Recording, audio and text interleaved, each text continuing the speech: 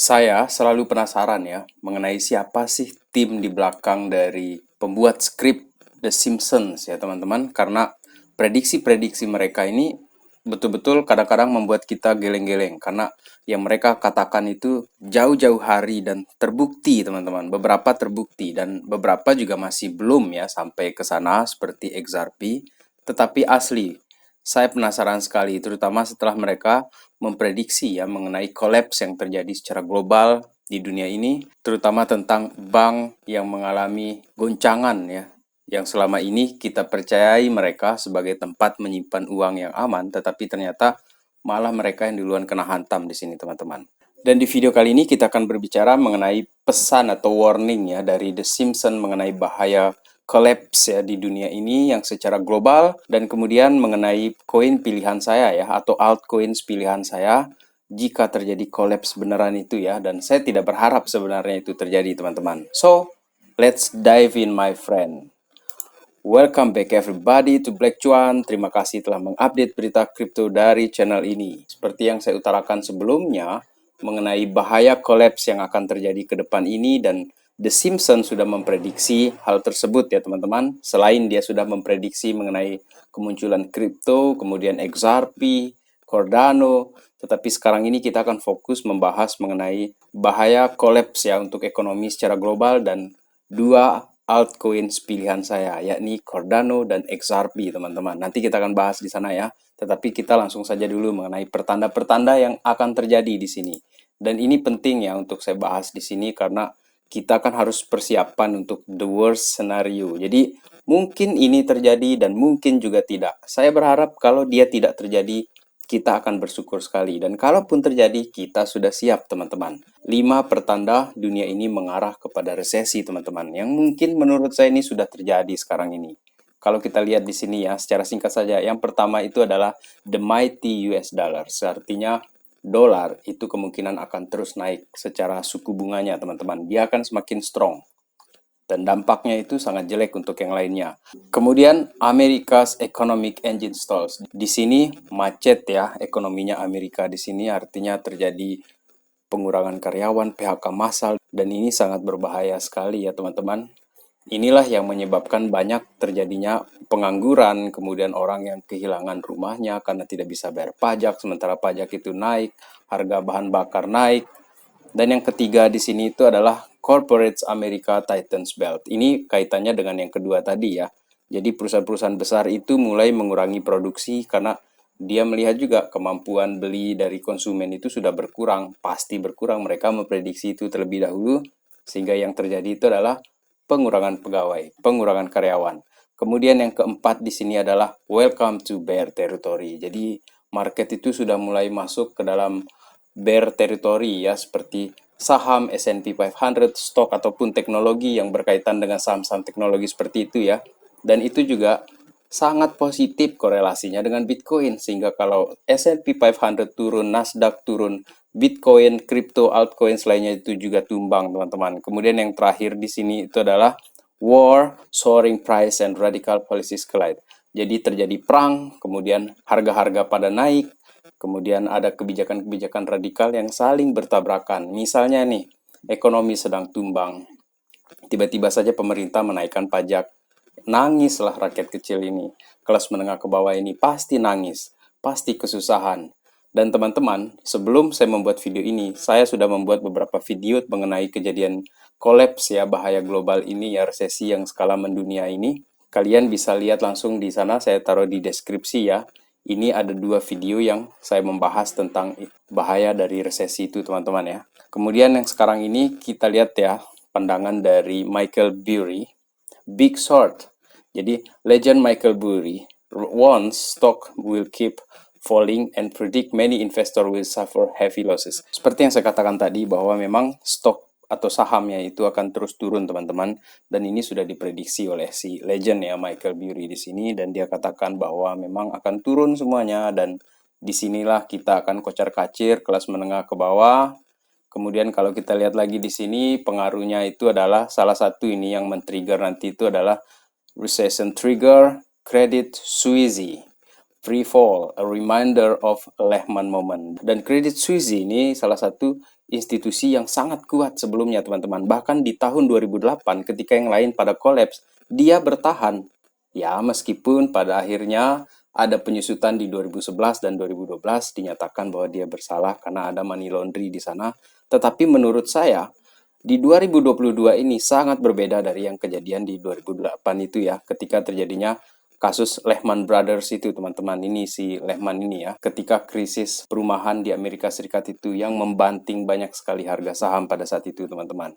So, kalau kita lihat juga sekarang ini secara general ya, secara umum, Credit Suisse is not the only major bank whose price to book flashing warning signals. Jadi tidak hanya Credit Suisse di sini, ada di sini Dutch Bank ya, Jerman, kemudian Credit Agricole 33% malah, kalau Credit Suisse-nya cuma 24%, tetapi yang lain ini di atas 30%. Bahkan ini ada yang 38 dan 37%. Yang Bank of China ini 38%, teman-teman.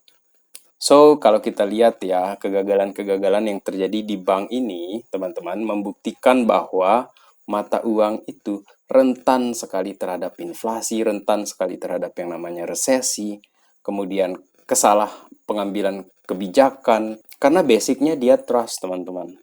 Jadi kalau trust ini mulai tergoyang atau terganggu, investor itu mulai ketakutan dan dia kehilangan kepercayaan, apalagi kalau dia dikasih FAT terus-menerus. FU dia jadi dikasih terus-menerus. Akhirnya, wah parah ini kalau simpan uang di bank, saya ambil dah, saya ambil, kayak seperti itu.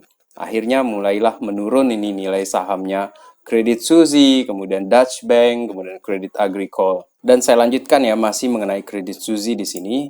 Both Credit Suisse and Dutch Bank are designed for systematically important financial institution, i.e. they are too big to fail.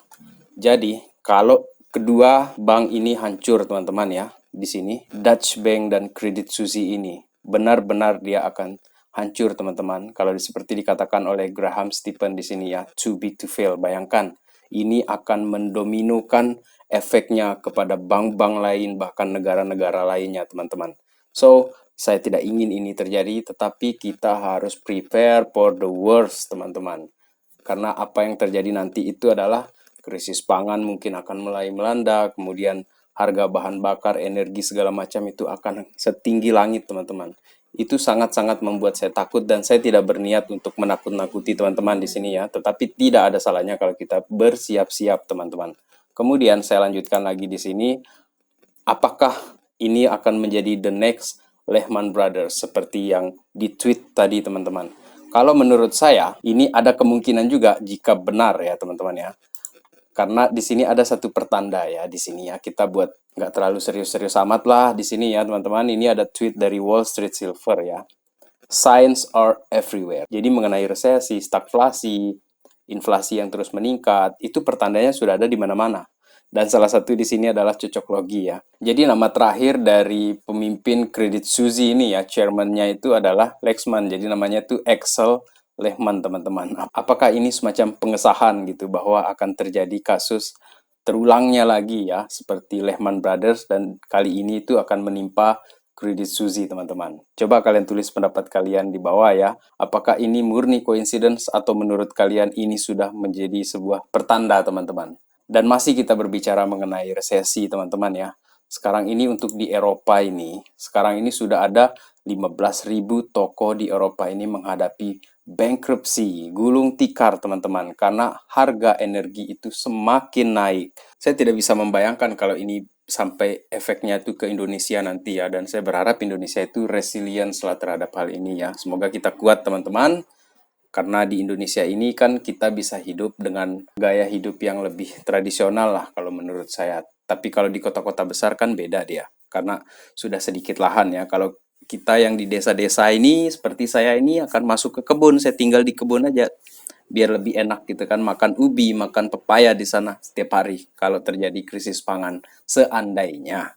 Tetapi kan ini belum terjadi di Indonesia ataupun di wilayah-wilayah Asia, dan kita masih berbicara untuk wilayah Eropa ataupun di Amerika ya, dan terutama di sini Jerman, teman-teman. Dan sekarang kita menuju ke salah satu video ya yang menjadi pertanda mengenai pembahasan kita kali ini, teman-teman ya, mengenai Credit Suisse yang di-upload oleh recap ya di sini mengenai The Simpsons itu teman-teman. Saya akan percepat aja di sini ya bagaimana videonya di sini. Jadi orang-orang sedang menunggu di bank di sini, kemudian datanglah dia ini si The Simpsons ini ya anaknya, kemudian dia mulai membisiki orang-orang mengenai bahaya kredit Suzy, kemudian provokasi lah dia ini kasih FUD ke orang-orang dan akhirnya terjadi kepanikan di sini. Semua orang ini nuntut nih, mana uang saya gitu. Padahal dia dibisikin dan itu yang terjadi di kredit Suzy. Meskipun manajemen Suzy itu mengatakan bahwa ayo dekati semua nasabah kita, kasih dia pemahaman supaya trust itu tetap ada di kita bahwa uang mereka itu aman di kita. Tetapi coba kalian lihat di sini, The Simpsons ini betul-betul jago dia ini, tim di belakang layarnya dia ini kayaknya orang-orang yang betul-betul pakar ekonomi ya. Kemudian di sini Ulrich Körner yang merupakan pemilik dari bank atau CEO dari bank tersebut ya mencoba untuk menenangkan, tetapi caranya dia itu adalah dia mulai menyalahkan karyawan-karyawannya di sini teman-teman. Dan di luar sana para nasabah juga ikut-ikutan nih mulai saling menyalahkan dan akhirnya terjadi chaos. Mereka ini sudah saling menyalahkan, meninju seperti itulah teman-teman ya. So this is not good for YouTube, jadi saya skip aja di sini. Dan inilah yang terjadi teman-teman. The Simpsons ini meramalkan banyak sekali kejadian ekonomi global ataupun kasus XRP, Ripple, segala macam dengan SEC. Tetapi menurut saya ini yang bikin saya penasaran siapa sih tim di belakangnya mereka gitu kan. Dan balik lagi mengenai keadaan kita di sini ya. Jika benar resesi itu terjadi, kolaps di mana-mana, kemudian harga energi sudah semakin naik ya di Indonesia kita tahu bahwa BBM itu sudah semakin naik. Apa yang terjadi itu adalah yang kaya semakin kaya, yang miskin semakin miskin, teman-teman. So, disinilah moment of truth-nya karena begitu semua harga yang nanti itu turun ya, saham turun, Bitcoin turun, dan orang-orang yang sudah long investment itu akan mencari bagaimana memenuhi kebutuhan sehari-harinya mereka dan apa yang terjadi? Kita jual murah, kita lepas murah properti kita, aset kita. Dan apa yang dilakukan oleh orang-orang kaya yang sudah siap-siap di sana? Dia akan beli aset kita yang kita jual murah ketika kita berdarah-darah, teman-teman. Dan ketika market ini kembali baik, kembali normal, ekonomi kembali normal, kita akan tetap miskin dan mereka yang kaya itu akan terus semakin kaya. Dari situ kita harus belajar dan untuk mempersiapkan diri kita di sini, teman-teman ya. So, untuk apa yang saya lakukan di sini hampir mirip seperti yang disarankan oleh si Robert Kiyosaki ya. Ketika harga dolar naik, harga saham turun, emas turun, silver turun, kripto turun, Bitcoin terutama turun. Yang dia suruh beli itu adalah belilah emas, belilah silver, dan belilah Bitcoin seperti yang dikatakan oleh Robert Kiyosaki di sini. Tetapi untuk saya yang plankton di sini, saya akan membeli Ripple XRP, teman-teman, karena menurut saya ini adalah salah satu aset yang akan kuat ke depannya. Saya tidak tahu akan seperti apa, bagaimana nanti dia ke depan, tetapi saya memiliki semacam keyakinan bahwa Ripple ini akan semakin bagus ke depan. Tidak ada alasan lain menurut saya, karena salah satu institusi besar dunia seperti World Economic Forum itu mengkonfirmasi menjadikan Ripple itu sebagai official partner mereka, partner resmi mereka, teman-teman. World Economic Forum ini sudah tahu, sudah memprediksi kejadian-kejadian yang akan terjadi 5-10 tahun ke depan. Dan kenapa dia memilih Ripple sebagai partner resminya mereka? Jelas mereka sudah punya alasan yang kemungkinan kita ini, yang orang kelas bawah ini, maaf saya di sini ya, kelas bawah ini mungkin kurang pengetahuan. Tetapi saya cukup mengikuti langkah mereka sajalah. Ini menurut saya, teman-teman. Dan saya yakin teman-teman pasti punya pilihan kripto yang diinvestasikan untuk jangka lama, terutama dalam melewati masa-masa yang sulit ke depannya ini nanti. Dan yang kedua yang saya pilih sebagai altcoin saya di sini itu adalah Cardano, teman-teman. Karena Cardano ini ke depannya saya yakin ya, untuk ke depan ini Cardano akan semakin bagus ya, karena si Charles Hoskinson itu sudah sangat-sangat precise, dia teliti sekali dia. Karena kalau kita lihat ya, ada komen-komen di Twitter itu yang menjelekan Cardano. Cardano ini nggak ada aktivitas jaringannya. Coba lihat Solana. Tetapi Solana itu sudah beberapa kali outage, teman-teman. Dia sudah padam jaringannya gara-gara kelebihan muatan. Dan Cardano sama sekali belum pernah memadamkan jaringannya.